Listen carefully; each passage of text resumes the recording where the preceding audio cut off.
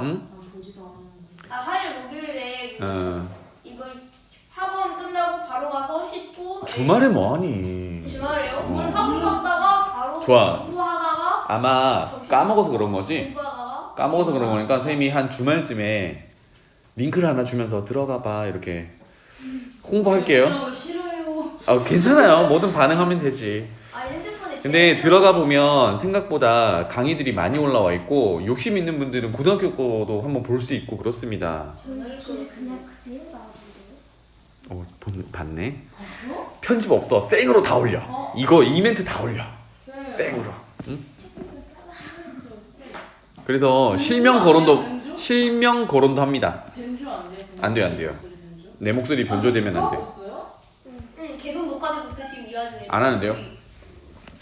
자, 그래서 활용 부분 한번 가볼게요. 여기 보면은 활용 1번 있지, 그지? 그럼 활용 2번도 있다는 얘기잖아. 하기 싫다. 아주 좋은 멘트, 솔직한 멘트 고마워요. 자, 그래서 어떻게 풀어 나갈 거냐라는 거는 정해져 있습니다. 볼게요. 이게 아까 얘기했던 것처럼 1차 방정식으로 접근할 거냐, 연립 방정식으로 접근할 거냐. 그래서 미지수를 하나로 놓고 시작할 거냐, 미지수를 두 개로 놓고 시작할 거냐. 이 차이를 비교하면서 한번 봅시다. 연립 1차 방정식의 활용 문제는 1번 미지수 정하기입니다. 여기서 여러분들의 국어 실력이 들통나는 거야.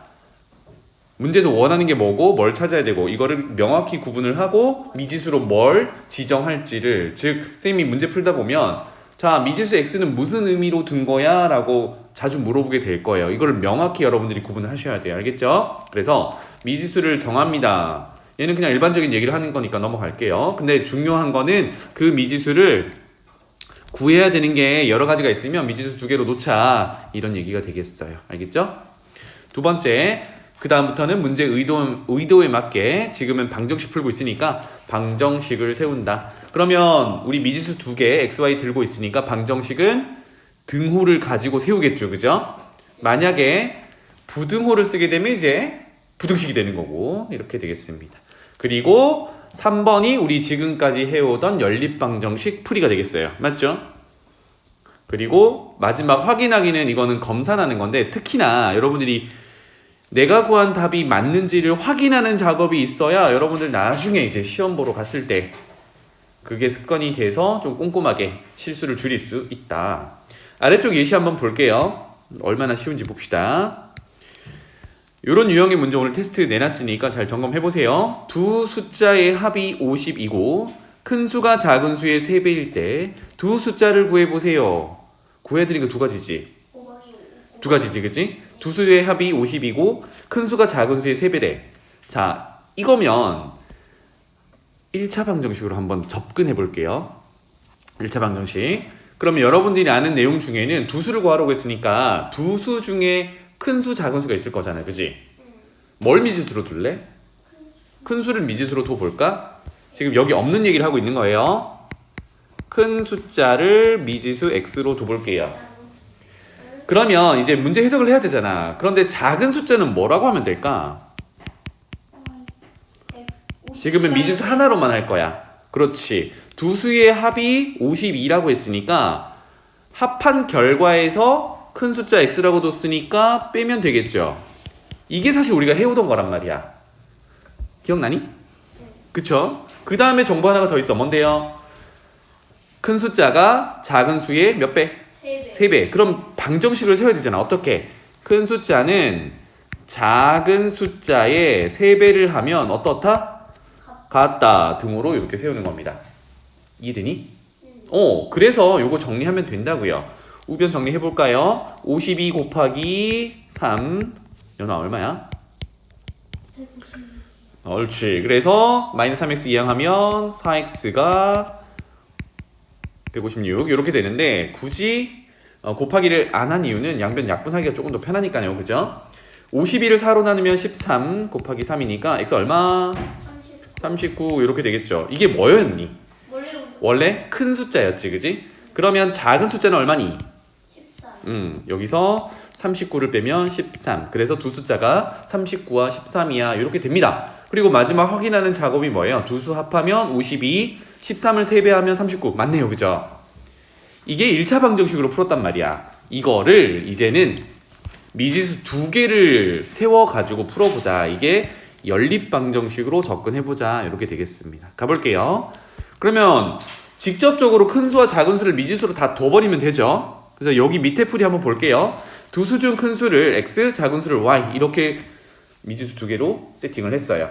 그러면 첫 번째 의도대로 두 수의 합이 50이다. 그러면 x 더하기 y가 50이다. 식 세우고 두 번째 큰 수가 작은 수의 3배다. 그러면 큰 수를 x라고 두기로 했으니까 y의 3배가 x와 같다. 이렇게 식을 세울 수 있겠죠.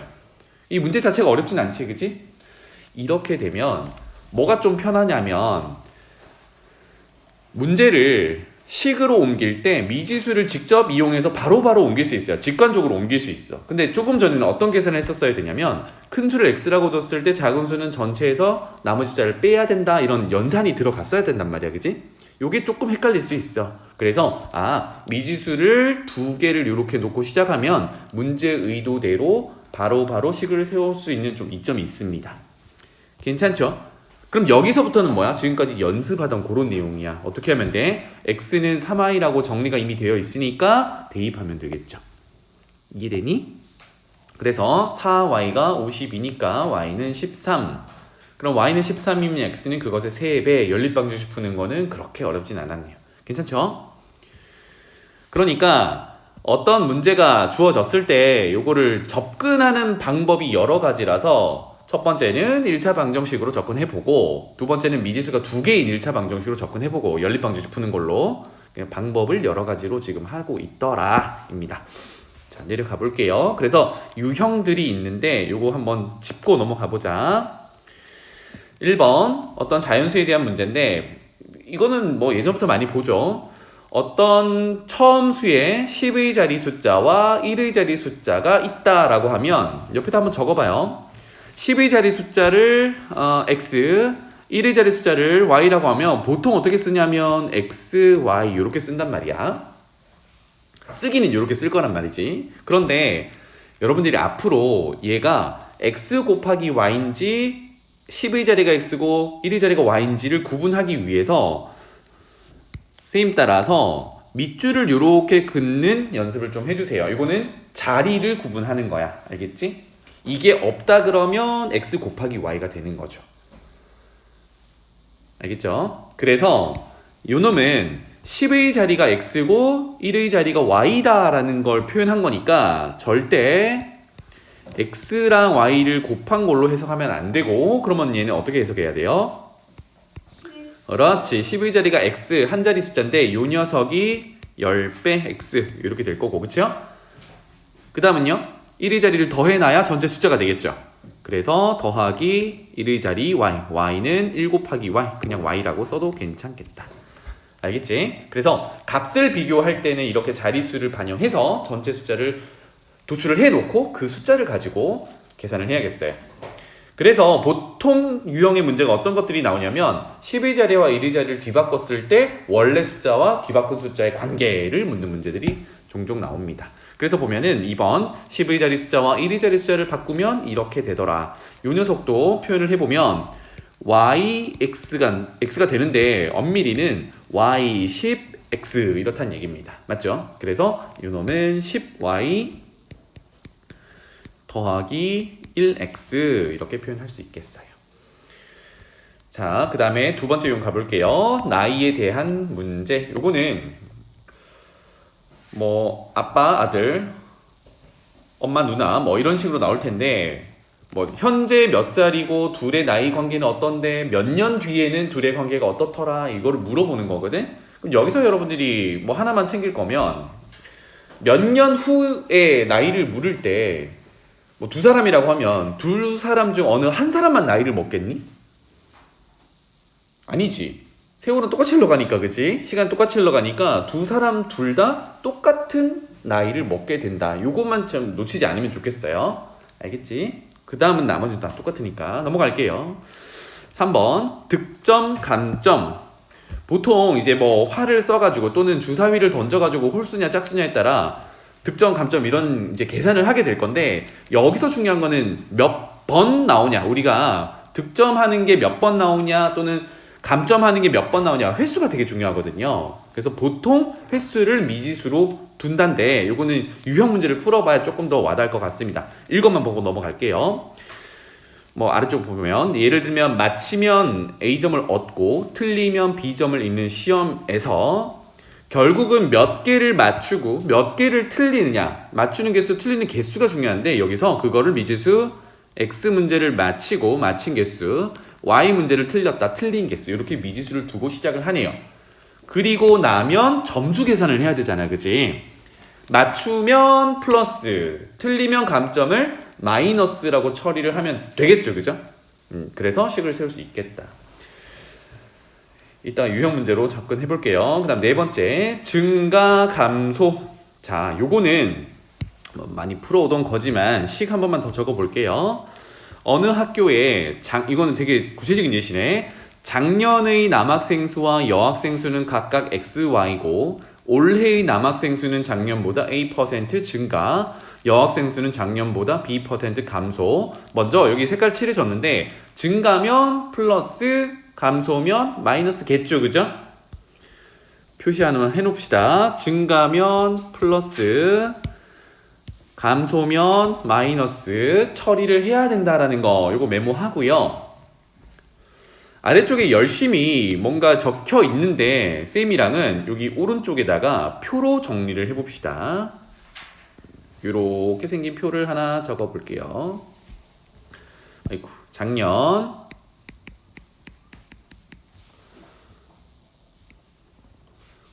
올해, 남학생 수, 여학생 수. 그래서 뭐 인구의 증가 감소, 보통 이제 학생 수의 증가 감소를 따지고 전체의 증가 감소 따지는 그런 문제의 유형이 있는데 이런 표를 그려 놓으면 한눈에 보기가 좀 편할 겁니다. 그래서 작년의 남학생 수와 여학생 수는 각각 X, Y니까 여기다가 X명, Y명 집어넣으면 되겠죠.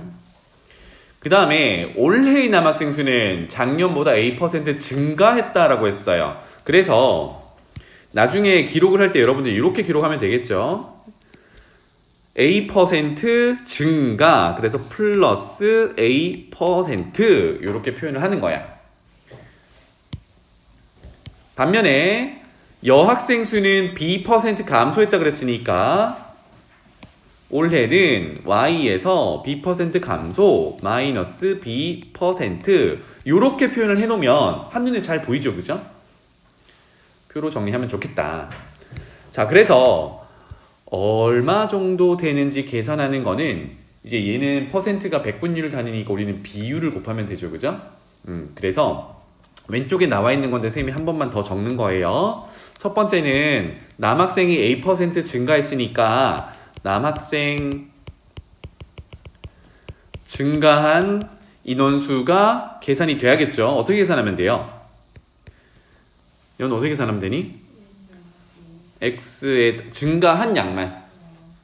작년에 남학생 수에서 A% 증가니까 곱하기 뭐? 100분의, 그렇죠. 100분율이니까 비율로 고쳐서 100분의 A 하면 요만큼 증가했다는 얘기야. 그치? 그럼 얘 부호는 플러스로 주면 되겠죠. 그러면 올해 남학생은 어떻게 계산해야 돼요? 연아야? 올해 남학생 수는 그렇지. 작년 인원은 그대로 뒀고 그만큼 증가한 것만 어떻게 하면 돼? 더 해주면 되죠. 맞니? 그래서 더하기 위에 증가량인 x 곱하기 100분의 a 이렇게 표현할 수 있어요.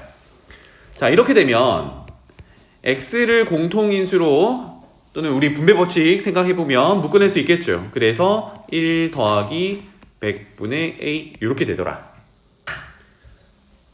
여기까지 괜찮니? 그러면 선생님이 요거 가지고 한번 얘기를 해볼게요. 잘 봐. X라는 거는 기준이 되는 작년 인원수였어. 맞지? 여기에서 뭔가 변화를 보고 있는 건데 여기 1이라는 거. 1은 실질적으로 X를 이렇게 곱할 거잖아. 그치? 곱하기 1은 증가하니 감소하니 아니면 본전이니? 증가요. 곱하기 1이? 곱하기를. 곱하기 1만 봤을 때 본전이잖아. 네. 요게 시작인 거야. 본전. 그러니까 작년 인원수는 1이 있어야 본전인 거야. 그치? 여기까지 괜찮나요? 그 다음에 요거는 무슨 뜻일까요? 플러스 하겠다. 본전에서 증가시키겠다라는 얘기가 되겠지, 그지? 아까 얘기했던 증가가 여기 부호로 들어가는 거구나. 괜찮나요? 그 다음에 100분의 1은 왜 그래요? 백분율이니까. 따라서 몇 퍼센트 정도, 얼마 정도의 비율로 증가시킬 건지가 여기 들어가는 거야. 알겠지? 괜찮니? 그래서 이 구조 자체를 여러분들이 이해하고 계시면 여기가 1인 거는 본전치기, 그 다음에 플러스는 거기서 증가시키는 거구나, 마이너스는 감소시키는 거구나, 뒤에는 비율, 어느 비율만큼 증가시키냐를 얘기하는 거겠죠. 괜찮나요? 자, 그렇다면 올해 여학생을 바로 적어 볼게요. 올해 여학생 수 어떻게 될까요? 작년 기준이 Y명이었지, 그지? 그리고 괄호 10개요. 1이 있어야 본전이다, 그지? 감소했다 그랬잖아. 그럼 플러스 적을 거야? 마이너스 적을 거야? 마이너스 적을 거지. 비율 적어야 되네요. 얼마 비율이었니? B%였으니까 100분의 B라는 비율을 적어주면 이게 올해 여학생 수가 돼요. 괜찮나요? 그래서 한 단계를 뛰어넘은 거다, 그지? 이해되지? 그래서 식을 보고 이런 구조 때문에 얘가 본전이고 증가하고 본전이고 감소하는 거구나, 이걸 해석할 수 있으면 퍼펙트 하겠죠. 자, 5번으로 내려가 볼게요.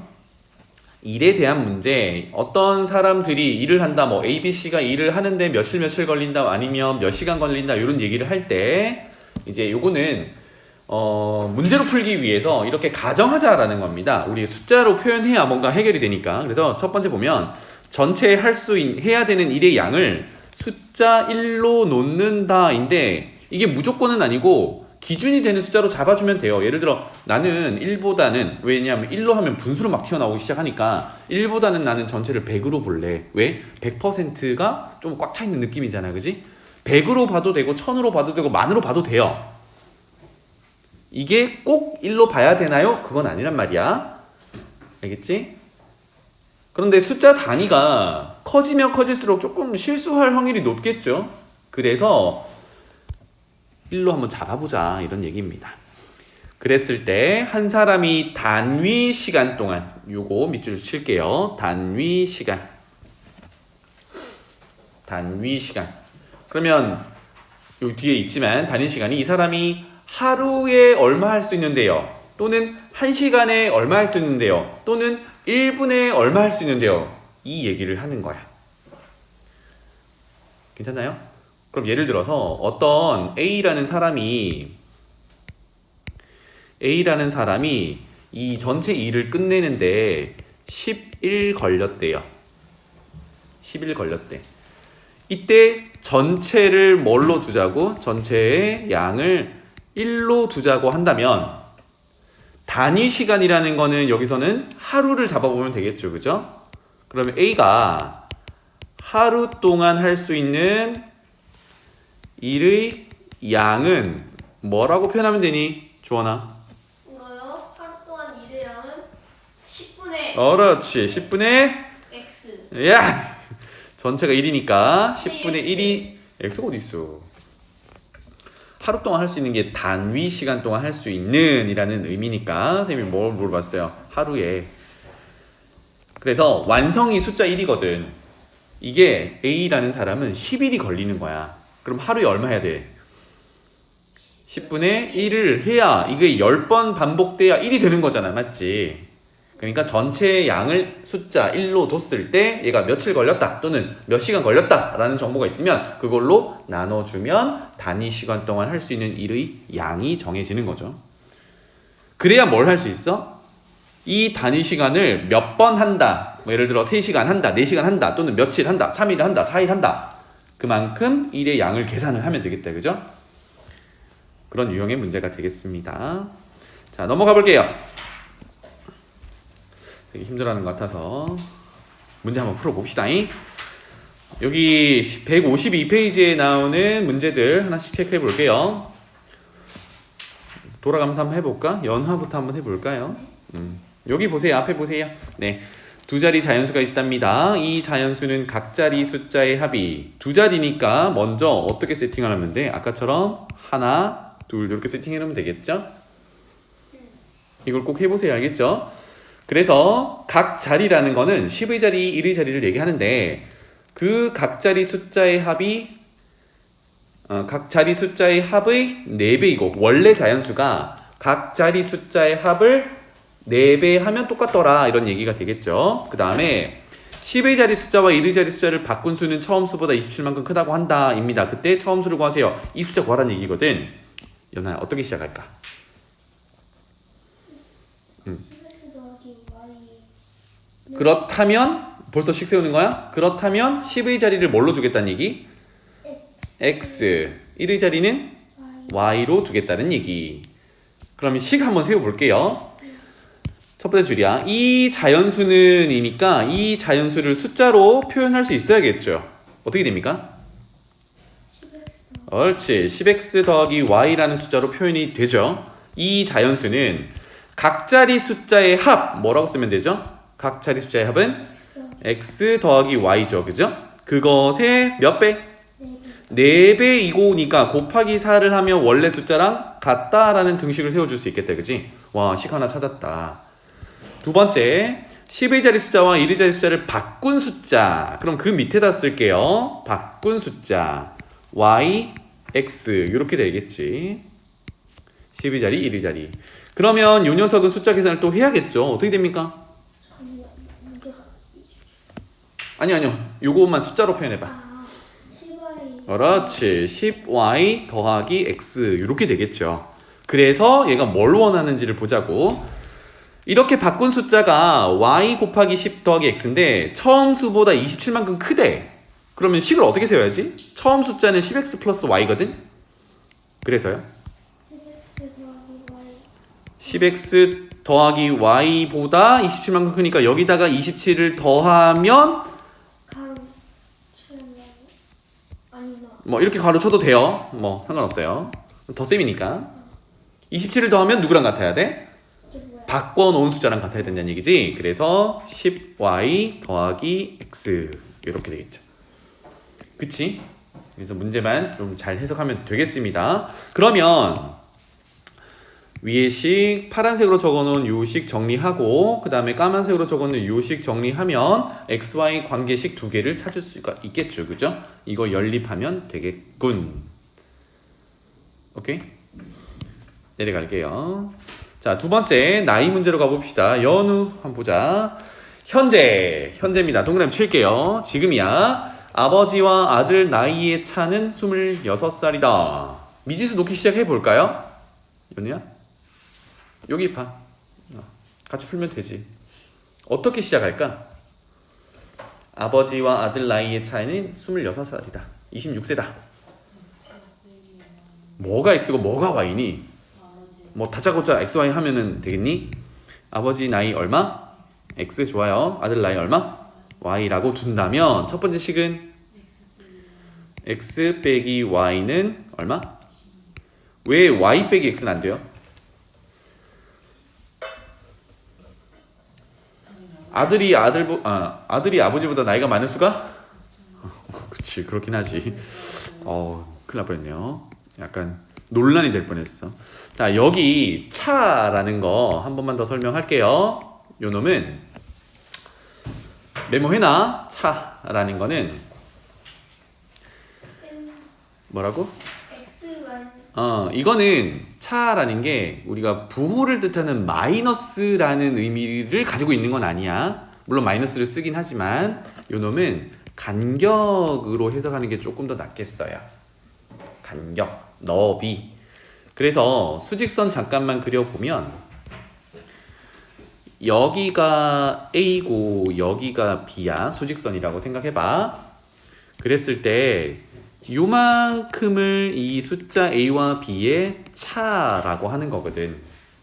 차. 그러면 간격, 너비라는 거는 음수 너비, 음수 간격이 있니? 길이라는 게 음수가 없잖아. 그지? 그러니까 항상 어떻게 구하냐면 큰 숫자에서 작은 수를 빼서 구해요. 그러니까 얘는 차가 음수가 나올 수가 없어. 양수거나 똑같은 숫자면 차가 0, 차이가 없다. 이렇게밖에 안 되는 거야. 그래서 차라는 건 음수가 나올 수 없다. 알겠죠? 다시 그래서 아버지의 나이를 x, 현재 아버지 나이를 x, 아들 나이를 y라고 했을 때 아버지 나이에서 아들 나이를 빼면 26이다. 이렇게 식을 하나 세울 수 있었고요. 자, 그 다음에 지금부터 10년 후에 아버지 아들 나이는 이거 비교를 해야 되는데 10년 후 아버지 나이는 X 넣으시죠. 아들이 또 안 해. 아버지라고 할게요. 아들은요?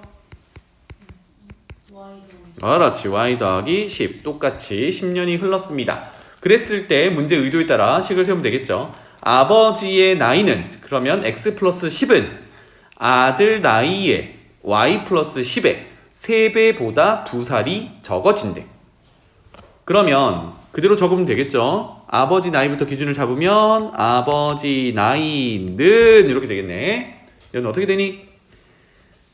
3 가로치고 3 괄호 치고 Y 아들 나이가 y 플러스 10 이렇게 되겠죠. 3배보다 뭐라고? 2살이 적어진다. 어떻게 돼요? 빼기 2와 같더라. 이렇게 식을 세울 수 있겠죠. 괜찮죠? 그래서 여기 xy 관계식 하나와 방금 정리한 xy 관계식 하나 연립 방정식으로 xy 찾으면 되겠죠. 그래서 최종 끝에 뭘 묻는지를 잘 보셔야 돼. 현재 아버지 나이와 아들 나이를 각각 구하세요. 어떤 문제에 따라서는 10년 후의 나이를 구하라고 할 때도 있단 말이야. 그래서 뭘 묻는지를 잘 보면 좋겠습니다. 넘어가죠. 가격 개수에 대한 문제 볼게요. 어느 체험관의 입장료가 어른 2,000원, 청소년은 1,500원. 그럼 어른 한 명이 2,000원이면 뭐 어른 5명 갈 거예요 라고 하면 2,000원에 곱하기 5 이런 식으로 하겠지, 그지? 오케이. 어느 날 이 체험관에서 입장권이 46장 팔렸대요. 그러면 생각해 볼 만한 게 어른은 몇 명이고 청소년은 몇 명인지가 궁금하잖아, 그지? 그럼 자연스럽게 뭘 하면 돼요? 미지수 놓으면 되죠. 뭐라고 놓을까요, 조원아? 2000x. x가 뭔데? S 어른. 어른이 입장료가 팔린 장수가 되겠죠, 그죠? 입장료 장수를 x장, 청소년은요 y장 이렇게 한다면 첫 번째 식이 어떻게 되겠니? x 플러스 x와 y 더한 게 총 몇 장? 40. 네, 46장, 46장 이렇게 될 거고요. 그 다음에 입장료 계산을 해야 되잖아, 그지? 입장료 계산 어떻게 하면 돼요? 2000x. 그렇지. 한 장이 2,000원짜리 어른용은 x장이 팔린 거고 그 다음에 1500y. 더하나요 빼나요? 더해요. 더해서 청소년 한 명은 1,500원인데 y명이니까 곱하기 y 해서 이게 입장료인데 총 수입액이 얼마? 8만 그렇지. 81,500원. 요거 계산하면 되겠죠. 자, 그러면 동그라미 2개씩은 다 뗄 수 있잖아. 양변을 100으로 나눈다. 2개씩 떼고 그 다음에 5로 나누고 시작하면 되겠죠, 그죠? 그러면 오른쪽이 조금 귀찮으면 앞에 세워놨던 요 식을 y는 또는 x는 이렇게 정리해서 뭐 하면 돼요? 연립, 대입하면 되겠다.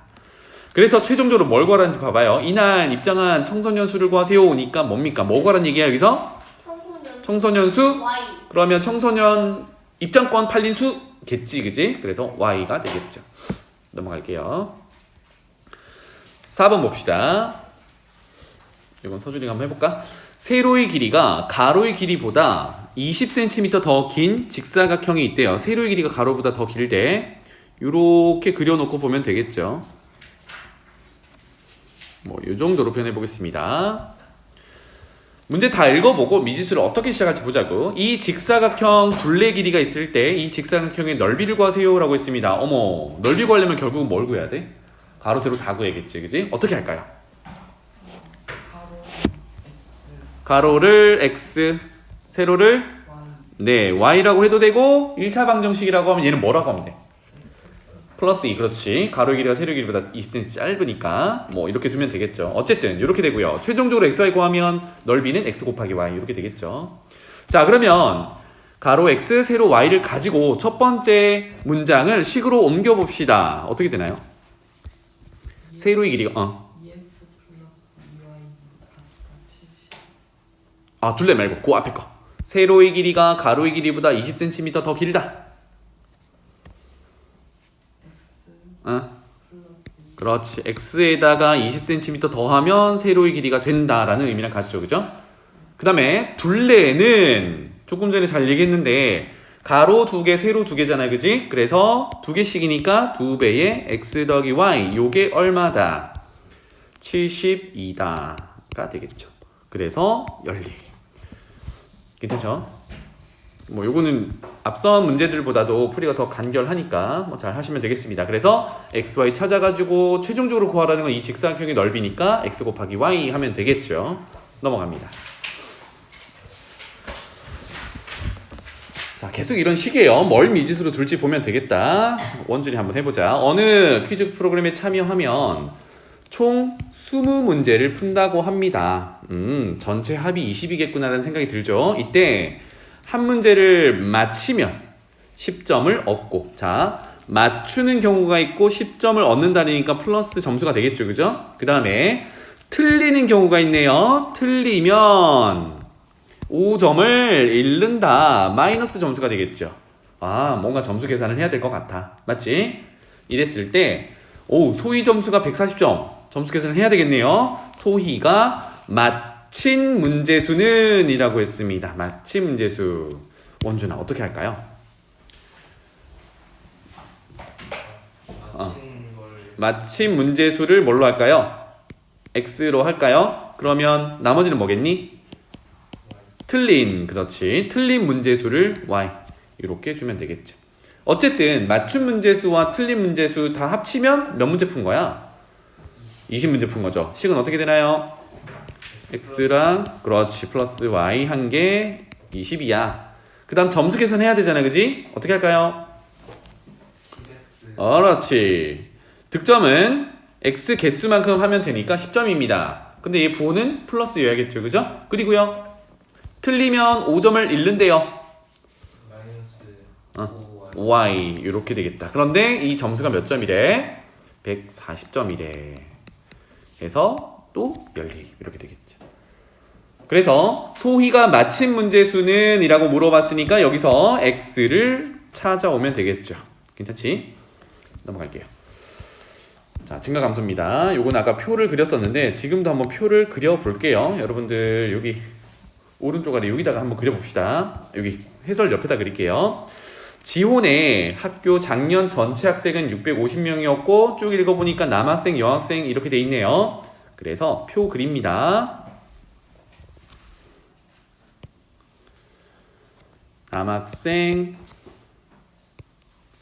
여학생, 맨 밑에는 전체 이렇게 주면 되겠고 작년, 올해 이렇게 구분을 하면 되겠죠. 가볼게요. 작년 전체 학생은 650명이다. 여기다가 650 뿅 이렇게 박아 넣으면 되겠고요. 올해는 작년에 비해서 남학생은 이라고 했으니까 이제 남학생 칸으로 갈게요. 2% 증가. 아까 우리 표현하기로 이렇게 하기로 했죠. 이렇게 플러스 2%.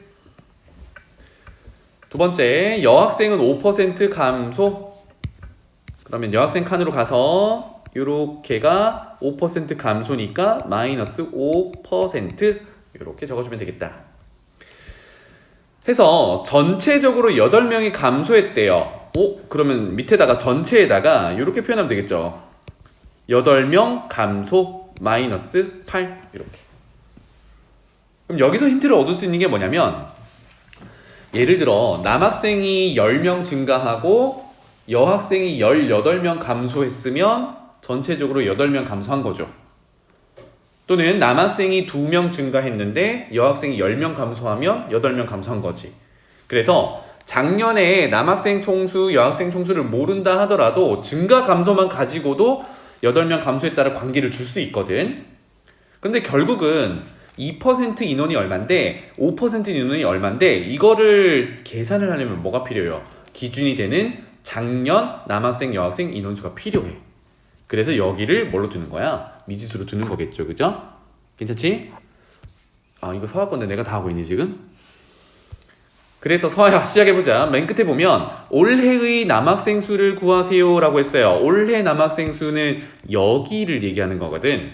요게 이제 최종 목표가 되는데, 그러면 얘를 구하라고 했으니까 여기를 미지수로 두고 시작을 하면, 물론 못 푸는 건 아니지만 여기 있는 증가량, 여기 있는 감소량, 이것들을 계산을 해서 넣기, 식을 세우기가 좀 불편해집니다. 맞죠? 왜냐하면 기준은 작년에 있으니까. 그래서 최종적으로 구할 건 여기 있으니까 이건 두고 우리 미지수 세팅할 때는 계산하기 편한 걸로 세팅을 해보자. 서야 어떻게 하면 되겠니? 작년 기준의 남학생 여학생을 미지수로 두면 되겠죠. X고 Y다 라고 하면 첫 번째 뭐가 보이니? 작년 총 학생 수는, 그렇지, X 더하기 Y가 얼마? 650. 네, 이렇게 식을 하나 세워줄 수 있겠다. 그렇죠? 그 다음에 조금 전에 쌤이 얘기했던 대로 뭡니까? 증가량, 감소량을 다 정리하면 마이너스 8이다. 이렇게 되겠죠. 그죠? 그래서 여기를 지금 정리를 할 거예요. 그러면 남학생 증가량은 어떻게 계산해? X 곱하기 그렇지 100분의 2. 그리고요 다 해야죠. 8명 감소했다 가야 되니까 y 곱하기 100분의 5인데 얘는 증가 감소? 감소니까 부호는? 그렇지 마이너스 이렇게 되겠죠. 그러니까 다시 말하면 얘는 증가한 인원수가 되는 거고 얘는 감소한 마이너스까지 인원수가 되는 겁니다. 괜찮죠? 그래서 빼는 거야. 이게 몇 명이 돼야 돼요? 아, 몇 명이라 얼마가 돼야 되니? 그렇지. 그냥 8이라고 적으면 안 되겠죠. 8은 플러스 기호를 생략한 거니까 그냥 8을 쓰면 8명 증가했다는 의미가 되는 거지. 지금은 8명 감소해야 되니까 이 계산을 하면 마이너스 8이 되어야 해. 연아 이해되니? 네. 오케이. 그래서 요거는 이제 분수니까 조금 계산해 봅시다. 양변에 100을 곱하면 2x 빼기 5y는 마이너스 800 이렇게 될 거고, 우리 맨 위에 x 더하기 y가 650이라는 게 있으니까 개수 맞추기 위해서 2배를 해서 가져오면 2x 더하기 2y는 1300 이렇게 되겠죠. 연립. 괜찮나요? 100 마이너스 8. 그래서 정리하면 이상한데? 빼야 되겠죠. 그냥 더하면 안 되겠죠. 큰일 날 뻔했네. 자, 이렇게 해서 2x 맞춰놨으니까 위에서 아래로 빼도 되고 밑에서 위로 빼도 되는데 어떻게 하면 되겠니? 그냥 지금 이대로 빼요. 뭐라고? 지금 이대로 빼요. 이대로 빼요? 음수 계산 괜찮겠어요? 마이너스 7y는 얼마야? 마이너스 2100. 잘 하시네요. 좋아요. 그래서 y는 얼마야? 300 이렇게 되겠죠. y가 누구였는데? 작년? 그렇지. 여학생 수 이렇게 되겠네요. 그래서 다시 돌아가서 남학생 수 구하면 아까 여기 총 학생 수가 650명이었으니까 남학생 수 몇 명? 350명 이렇게 되겠죠. 근데 우리가 찾는 게 x, y 이거 아니잖아. 뭐였니? 올해의 남학생 수죠. 올해의 남학생 수 한 번만 더 적을게요. 이미 계산 과정에서 나왔지만 올해의 남학생 수는 아까 x가 작년 남학생 수였어요. x 열고 1 있으면 본전이라고 했고요. 또 증가했으니까 플러스가 되겠죠. 여기 얼마 쓰는 거야? 비율 100분의 2 이렇게 쓰면 되겠죠. 오케이. 괜찮나요? 그래서 x가 찾아놓은 350이라는 게 있으니까 여기다가 1 더하기 100분의 2를 정리하면 되겠고, 이렇게 안 해도 350명에다가 아까 남학생 증가한다라는 양이 여기 있었거든. x 곱하기 100분의 2 요거 계산해서 더해줘도 괜찮겠다. 알겠죠? 그래서 요거 분배 다시 한번 해보면 되겠네요. 350을 1에다가도 곱하고 여기다가도 곱하면 350 더하기 얼마니? 동그라미 하나 떼고 70 이렇게 되나요? 아닌가? 약분하면 7 아니에요? 7인가요? 그러면 357 이렇게 되겠네요. 그러네. 7이네. 동그라미 떼야 되니까. 그래서 357 이렇게 계산할 수 있겠다. 그래서 쌤이 제안하는 거는 이 증가 감소와 관련된 특히나 이제 학생 수 관련된 내용은 이렇게 표를 그려 놓으면 한눈에 잘 보기가 편하니까 꼭 정리해 보세요. 넘어가 볼까요? 계속 저희가 하는데요. 네? 계속 저희가 대답하는데요. 당연하죠. 잠깐 쉬었다 할까요? 무슨 일이야. 자, 여기 7번째 유형 제목이 원가 정가이니까 우리가 이런 거 좀 부담스러운 것들은 계속 기본 정리를 하고 갑시다. 알겠죠? 오른쪽에다가 쌤이 정리를 좀 해드릴게요. 원가 의미는 뭐라 그랬지? 뭐가 원래 가격. 원래 가격, 처음 가격, 맨 처음에 가격, 시작하는 가격. 정가는 원가에서는 이익을 붙여서 얘는 원가에다가 내가 들이는 노력에 대한 비용을 돈으로 환산한 노력비. 쌤이 일부러 이렇게 이익이 아니라 노력비라고 붙이는 거는 뭐냐면 맨 마지막에 이익 계산을 또 한단 말이야. 그때 이익이랑 지금 단어가 겹치기 때문에 일부러 이렇게 피했어요. 노력비라고. 그런데 보통 문제에서 원가에서 이익을 얼마 붙여서 정가를 정해요. 이거는 정한 가격이라 해서 정가야. 근데 요 단어가 겹치니까 조금 뭔가 붙인 거 정도로 보시면 되겠어요. 그런데 실질적으로 잘 안 팔리면 뭘 합니까? 할인하죠. 할인. 그래서 할인된 가격. 그러면 할인한 금액이 있겠죠. 그죠? 뭐 예를 들어 10% 할인한다. 이거는 이제 증가 감소에서 감소에 해당하는 그 계산을 하면 되고, 그래서 할인한 결과의 가격. 그래서 그걸 뭐라고 부르냐면 판매 가격, 금액 가격. 이렇게 보시면 되겠어요. 그래서 판매 가격은 보통 정가에서 할인 금액입니다. 빼요. 이렇게 되겠죠. 괜찮죠? 그리고 마지막, 그렇다면 내가 손에 쥘 이익 또는 손해 계산을 해야 되거든요. 어떻게 계산합니까?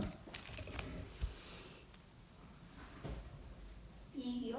이익 계산할 때. 정가. 안 돼. 정가 등장하면 안 돼. 그렇지. 처음과 끝을 비교하는 거야. 알았지? 중간에 정가는 껴있는 녀석이니까 처음 가격과 끝 가격을 비교하는 거면 판매 가격에서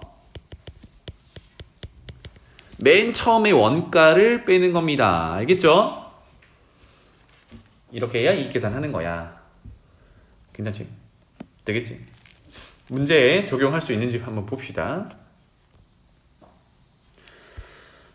덜 적었니? 그러니까 나중에 집에 가서 복습할 때도 지금 선생님이 하나씩 의미를 부여하면서 쭉 적었잖아. 그지? 본인이 헷갈리는 것 같으면 지금처럼 한번 쭉 적어보세요. 잘 적히는지. A, B 두 상품을 합해서 5만 원에 샀습니다. 샀대요. 그렇구나. 그런데 상품 A는 원가의 30% 이익을 붙이고 상품 B는 원가에서 40% 할인해서 팔았대요. 우리가 뭔가 신발을 파는 사람이라고 보는데 중간 상인인 거야. 신발을 두 사람이 있는데 합쳐서 두 상품이 있는데 그걸 합해서 5만 원에 샀대. 근데 이제 팔 때는 내 노력비를 넣어야 되니까 뭔가 작업을 하겠죠. 그죠? 그래서 여기서 두 상품 합쳐서 5만 원이라는 게 원가의 개념이 되겠습니다. 괜찮나요? 원가. 여기가 원가의 개념인데 알 수 없는 거는 A의 원가가 얼마인지 B의 원가가 얼마인지 알 수 없죠. 그럼 자연스럽게 뭐겠니? A의 원가와 B의 원가를 미지수로 두고 시작을 할 것 같습니다. 그래서 합쳐서 얼마? 5만 주겠지. 그리고 나서 A는 원가의 30% 이익을 붙였고 B는 원가에서 40%를 할인했고, 그래서 원가에서 금액을 붙이면 가격이 늘어나겠죠. 그죠? 그런데 B는 원가에서 할인을 해서 팔았대요. 줄어들겠지? 그러면 얼마만큼 늘어나고 얼마만큼 줄어들고 요 계산을 할 건데 마지막에 준 힌트가 4,500원의 이익이 생겼대. 4,500원은 양수잖아. 그치? 양수니까 이거는 이익 계산이 맞겠네요. 이익 계산은 판매 금액에서 원가를 빼는 거였는데 이미 그 결과를 알려준 거야. 그럼 잘 생각해봐. 우리 뭐만 계산하면 될까? A 상품이 얼마나 증가했으며 B 상품이 얼마나 감소했는지 우리 조금 전에 인원 계산하듯이 그 부분 증가 감소 부분만 계산을 하면 그거 합쳤을 때 얼마다? 플러스 4,500이다 라고 하면 되겠지. 그러니까 최종 판매 금액을 A, B 둘 다 구할 필요는 없다라는 얘기겠다. 그치? 가봅시다. 연아야 네? 어떻게 할래? 뭐 시작을 어떻게 할래? A A의 원가를 뭘로 둘까? A 원가를 X로 둘까요? A의 원가를 X, B의 원가는 B 원가는 Y요. Y로 두면 되겠죠. 얘네들이 원가야. 그래서 첫 번째 식은 뭐겠니? X랑 Y랑 더해서 얼마? 지금 원가인데 아 여기 봐. X 원가, A 원가 X, B 원가 Y 합쳐서 5만. 그래서 합쳐서 5만 이렇다라는 의미가 되겠죠. 5만. 시간을 세웠다, 그죠? 그래서 흘러가 볼게요. A는 원가가 X인데 30% 이익을 붙였대요. 그러면 30% 붙은 것만 계산해서 마지막에 4,500원이다 할 거잖아, 그치? 증가한 양만 계산해 봅시다. 그러면 어떻게 돼야 돼, 식이? X 곱하기 100분의 30이고 부호는 플러스야 마이너스야? 그렇지. 붙였으니까 플러스 이렇게 되겠죠. 그 다음에 B는 원가가 Y였습니다. 몇 퍼센트를?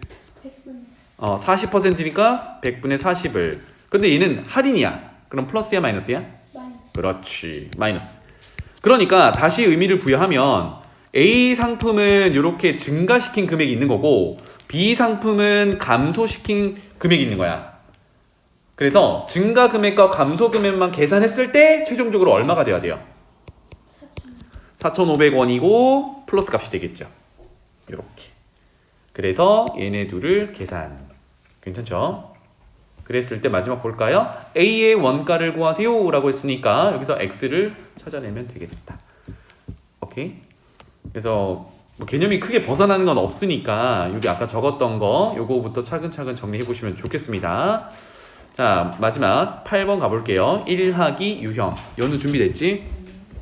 시작할게요. 효진이와 서연이가 함께 한대요. 8일 걸린대요. 8일.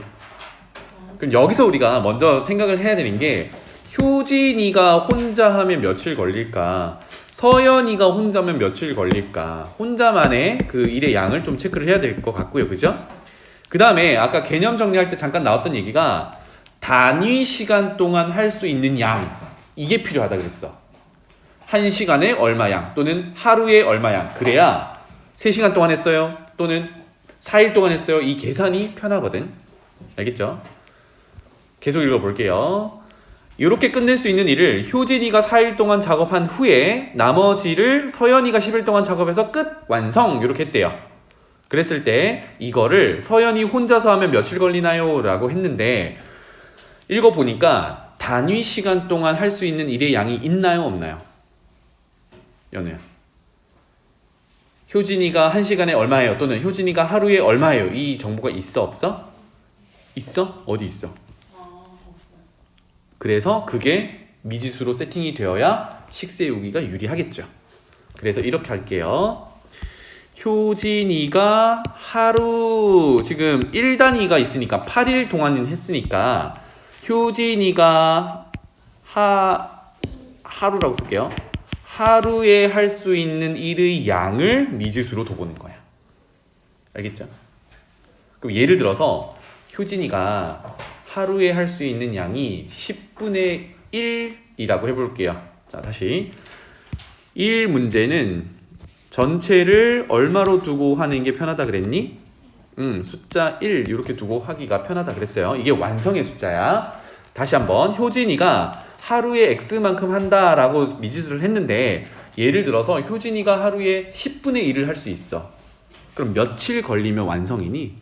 그렇지. 10분의 1이 10번 더해지면 10분의 1 곱하기 10 해서 1 되니까 완성. 10일 걸린다. 이렇게 계산할 수 있단 말이야. 그래서 단위 시간 동안 할 수 있는 일의 양을 정하는 게 중요해요. 알겠죠? 그렇다면 자연스럽게 서연이도 하루에 할 수 있는 양을 y 정도로 세팅하면 되겠죠. 괜찮나요? 그러면 첫 번째, 얘네 둘이 함께 8일 동안 작업하면 효진이도 하루에 할 수 있는 게 x 양인데 그게 8일 동안 하는 거고, 그 다음에 서연이도 y 하루 동안 할 수 있는 일의 양이 y인데 그거를 8일 동안 하는 거야. 그럼 8일 동안 하는 얘네들의 일의 양은 어떻게 식을 세워주면 돼? 이거는? 옳지. 8x와 8y 합쳐서 완성 1 이렇게 되겠네요. 알겠죠? 완성을 지금 숫자 1로 두고 세팅을 시작을 했어. 그 다음에 볼게요. 두 번째 단서가 효진이가 4일 동안 작업을 했대요. 효진이가 4일 동안이면 4x가 되겠죠? 그쵸? 4일 동안 하고 하루에 x만큼 하니까 4x. 그 다음에 나머지 서연이가 10일 동안이래요. 그렇지. 10y 하면 완성 1 이렇게 되겠네요. 와, 그래서 여기 첫 번째 식과 여기 두 번째 식을 연립하면 x, y 각각을 찾을 수 있겠다. 어떻게 할까요? 뒤에 걸 2배해서 가져올까요? 8x 더하기 8y는 1에다가 뒤에 거 2배하면 8x 더하기 20y는 2가 되겠죠. 밑에서 위로 빼보도록 할게요. 그럼 8x 없어지고 12y가 1. 그렇다면 y는 12분의 1. y가 누구였냐면 서연이었거든. 이 의미는 뭐가 돼요? 그러면 y가 12분의 1이라는 거는 서연이가 하루에 12분의 1만큼 일할 수 있어. 그러면 완성하려면 며칠? 12일 걸린다. 이렇게 되는 겁니다. 괜찮죠? 근데 얘 서연이 묻고 있니? 그러네요. 끝났네요. 그죠? 만약에 효진이가 며칠 동안 일하면 완성하나요? 혼자서 일하면 완성하나요? 라고 하면 x 구하면 되겠죠. 그죠? 괜찮죠? 네. 자, 그러면 개념 정리는